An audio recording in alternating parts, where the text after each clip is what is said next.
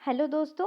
आज हम लोग सीबीएसई क्लास 10 बोर्ड एग्ज़ाम के साइंस के जो सैम्पल पेपर दिए गए हैं उसके क्वेश्चन नंबर 19 को देखते हैं, सॉल्व करेंगे और अच्छे से समझते जाएंगे।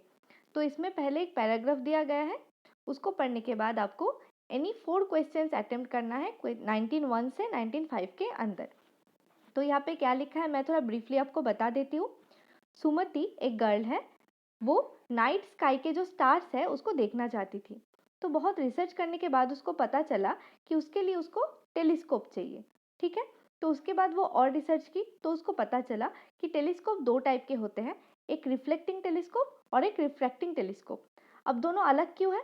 क्योंकि रिफ्रैक्टिंग टेलीस्कोप लेंस से बनते हैं और लेंस क्या करता है, लाइट को अपने थ्रू पास करने तो देते हैं, लेकिन वो पास करने के बाद जो उसका वे था जाने का वो थोड़ा सा चेंज कर जाता है, यानी कि थोड़ा सा एंगल चेंज कर जाता है। ठीक है, तो उसको रिफ्रैक्शन कहते हैं। और उसके बाद जो लाइट हमारे आंखों में पड़ता है उसका तब हम लोग जो चीज़ था उसका इमेज हम लोग देख पाते हैं, इसलिए इसको रिफ्रैक्टिंग टेलीस्कोप कहते हैं। और रिफ्लेक्टिंग टेलीस्कोप कैसे बनता है? वो मिरर से बनते हैं। तो मिरर में आने के बाद जो लाइट आता है वो रिफ्लेक्ट करके चला जाता है। ठीक है, तो रिफ्लेक्शन के वजह से जो लाइट रिफ्लेक्ट कर जाता है वो हमारे आँख में पड़ता है, तो तब हमको इमेज दिखता है। तो इसीलिए इसको रिफ्लेक्टिंग टेलीस्कोप कहा जाता है। ठीक है, तो उसके बाद सुमति क्या की, वो दो लेंस खरीदी। ठीक है, वो डिसाइड की कि रिफ्रैक्टिंग टेलीस्कोप बनाना है, इसलिए दो लेंस खरीदी। क्या क्या? एक L1 एक L2। L1 साइज में बड़ा है और L2 साइज में छोटा। ऐसा क्यों? क्योंकि जो बड़ा लेंस है वो ज़्यादा लाइट को अपने थ्रू पास करने देता है और उसके बाद वो लाइट को ज़्यादा बेंड करता है और बेंड करके अपने थ्रू रिफ्रैक्ट कराता है। और उसके बाद जो रिफ्रैक्टेड लाइट था वो छोटा लेंस में आके पड़ता है, तो छोटा लेंस ज़्यादा मैग्नीफाई करता है। ये देखिए, यहाँ देख सकते हैं आप, लेंस मैग्नीफाइज द इमेज। ठीक है, स्मॉलर लेंस। तो मैग्नीफाई करने के बाद हमारे आँखों में ये जो रोशनी है वो आता है। तो इसके वजह से क्या होता है, ये जो रोशनी है बहुत ज़्यादा फैलता नहीं है, एक जगह में आके हमारे आँखों में पड़ता है। तो इस वजह से जो इमेज बनता है वो धुंधला सा नहीं दिखता है, वो बहुत अच्छा दिखता है, सॉलिड इमेज बनता है। ठीक है, तो उसके बाद ये सब करने के बाद उसको पता चला कि एक प्रॉब्लम है। क्या?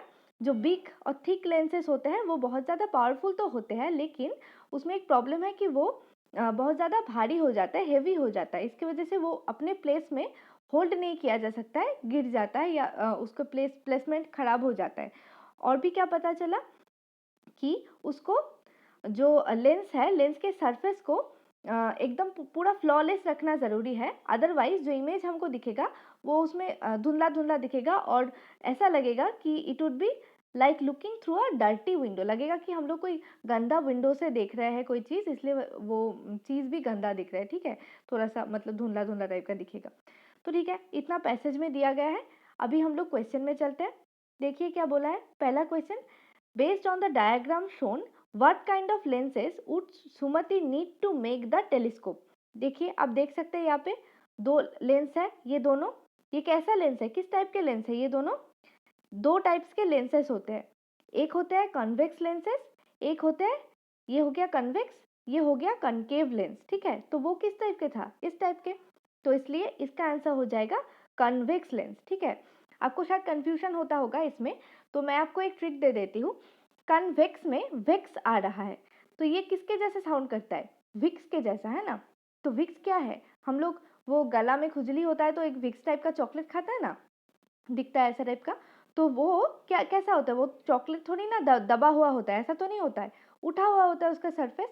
तो इससे आप याद रख सकते हैं कि विक्स से कॉन्वेक्स लेंस। ठीक है, या फिर आप कॉनकेव भी याद रख सकते हैं कि ये गुहा के जैसा है ना, कॉनकेव माने गुहा, तो उसके अंदर तो ऐसे थोड़ा सा दबा हुआ होता है, तो वो तो ऐसे नहीं होता है पूरा एकदम फूला हुआ। तो इसलिए वैसे भी याद रख सकते हैं, कोई एक भी आप याद रखेंगे तो चलेगा। ठीक है, बस एक ट्रिक था। तो उसके बाद हम लोग दूसरा क्वेश्चन में चलते हैं। If the powers of lenses L1 and L2 are in ratio of 4:1, what would be the ratio of focal length of L1 and L2? देखिए, पावर दिया गया है, P दिया गया है L1 और L2 का, तो हम लोग P1 और P2 ले सकते हैं। P1 बाई P2 कितना है? 4/1 है ना, इस टू में दिया गया है, मैं उसको बाई में लिख रही हूँ। तो फोकल लेंथ पूछा है L1 और L2, तो आपको पता होगा P L के साथ इन्वर्स है। ठीक है, पी एल के साथ क्या है, इन्वर्स है। तो आपको पता होगा कि यहाँ पे दिया गया है P1 के वैल्यू, P1 बाई P2 के वैल्यू कितना है 4/1। तो अभी निकालना है L1 और L2, L1:L2। तो यहाँ पे P1 के जगह आप लोग क्या कर सकते हैं, 1/L1 लिख सकते हैं और P2 के जगह 1/L2 लिख सकते हैं। तो अभी यहाँ पे आप लोग अगर वैल्यू पुट करेंगे तो क्या हो जाएगा, इसको थोड़ा सा यहाँ पे जगह थोड़ा कम पड़ रहा है इसलिए मैं आपको पूरा करके नहीं दिखा पा रही हूँ, लेकिन आप समझ रहे हैं। अभी इसको क्या करना है, इधर ये इंटू करना है, इधर ये इंटू करना है, तो उल्टा हो जाएगा। फिर फाइनली आपका रिजल्ट क्या आ जाएगा, देखिएगा आप ये मैथ्स तो करिएगा तो आपको समझ में आ जाएगा पूरा, ठीक है। ये आप करिएगा तो समझ में आ जाएगा क्या आएगा फाइनली, L1/L2 कितना आएगा, 1/4 आएगा। ये 4:1 था, ये बस उल्टा जाएगा। आप पूरा मल्टीप्लिकेशन करिएगा इधर और इधर तो उल्टा होके ये इतना आ जाएगा 1/4। तो सही आंसर हो जाएगा 1:4, ठीक है।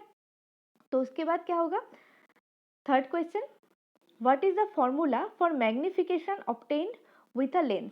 ठीक है, अच्छा अब मैग्निफिकेशन का मतलब क्या है कि कोई भी जो लेंस से इमेज बनता है वो इमेज एक्चुअली जो एक्चुअल जो ऑब्जेक्ट है उससे कितना गुना बड़ा हुआ है उसी को मैग्निफिकेशन कहते हैं, ठीक है। तो उसका फॉर्मूला क्या होता है, मैग्निफिकेशन को एम पकड़ ले तो फॉर्मूला दो होता है। एक होता है क्या, जो लेंस है उसके लेंस से जो आपका जो ऑब्जेक्ट है उसका डिस्टेंस नीचे आ जाता है और ऊपर क्या आता है, लेंस से जो इमेज बना है उसका डिस्टेंस, ठीक है। तो लेंस है, इससे सोच लीजिए इधर इमेज बना है और इधर ऑब्जेक्ट है ऑब्वियसली, तो ये डिस्टेंस नीचे आएगा और ये डिस्टेंस ऊपर आएगा। तो distance of image divided by distance of object, ये एक होता है। ये यहाँ पे नहीं है ऑप्शन में, दूसरा है। दूसरा क्या है, दूसरा है कि आपका ये देखिए ratio of the height of image to height of object, यानी कि इमेज का हाइट डिवाइडेड बाय ऑब्जेक्ट का हाइट, ये भी हो जाएगा आपका आंसर, ठीक है। तो अभी नेक्स्ट क्वेश्चन में चलते हैं। 4. Sumati did some preliminary experiment with the lenses and found out that the magnification of the eyepiece L2 is 3.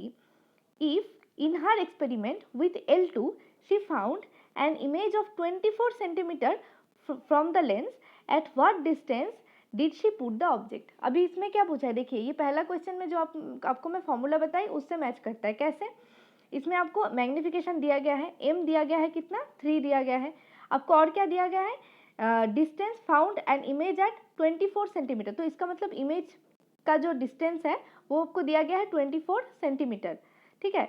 और आपको पूछा है क्या, डिस्टेंस ऑफ ऑब्जेक्ट पूछा है, तो वही फॉर्मूला आ जाएगा, m इक्वल्स टू ऊपर में क्या आ जाएगा, distance of image divided by distance of object. तो 3 इक्वल्स टू 24 डिवाइडेड बाय नीचे आ जाएगा आपका जो पूछा है वो क्वेश्चन मार्क। तो इधर आप गुण कर थोड़ा सा मल्टीप्लिकेशन करिएगा तो कितना आएगा आंसर, आंसर आ जाएगा आपका 8 सेंटीमीटर, ठीक है। तो नेक्स्ट क्वेश्चन में चलते हैं। 5. Sumati bought not so thick lenses for the telescope and polished them. What advantages, if any, would she have if a choice with a choice of lenses, ठीक है। तो ये जो नॉट सो थिक लेंस लेने का advantage क्या हो जाएगा, यही पूछा है। देखिए यहाँ पे आंसर हो जाएगा C, not so thick lenses would not make the telescope very heavy. ये जो प्रॉब्लम फेस कर रही थी वो लड़की वहाँ पे स्टोरी में, तो उसी का आपको यहाँ पे सोल्यूशन मिल रहा है। तो उसको क्या यूज़ करना पड़ेगा, not so thick lens use करना पड़ेगा। उसके वजह से lenses would not make the telescope very heavy and also allow considerable amount of light to pass, ठीक है। तो कंसिडरेबल अमाउंट ऑफ लाइट को वो पास करने देंगे अपने अंदर से, लेकिन उसके साथ साथ हैवी भी नहीं होगा, तो अपने प्लेस में ठीक ठाक रहेगा वो लेंस, ठीक है। तो आज का 5 क्वेश्चन यहाँ पे हो गया। तो ऐसे ही हम लोग पूरा सैम्पल पेपर को, हर एक सब्जेक्ट के सैम्पल पेपर को सॉल्व करेंगे आपके एग्जाम से पहले। तो हमारे साथ बने रहिए और देखते रहिए आपकी मंजिल, ठीक है।